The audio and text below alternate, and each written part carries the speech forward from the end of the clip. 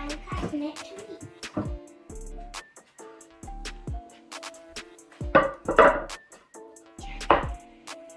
We will be slicing the bread with Bifinett Universal Food Slicer.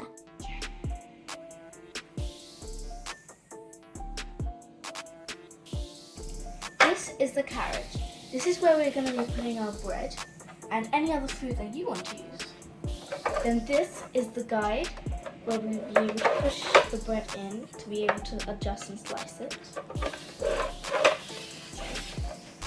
Then behind here is the blade, which is what we're going to be using to cut it. Then at the back, this is the blade adjuster, so you can adjust the side from paper thin to pretty big.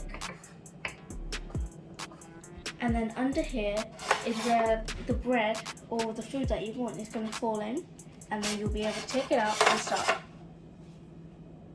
Now just watch the video to see how we did it.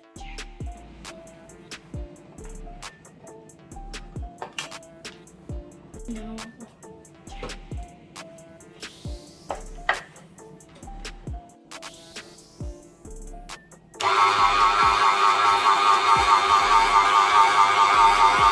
Gently push the guard to bring the apron closer to the side of the blade.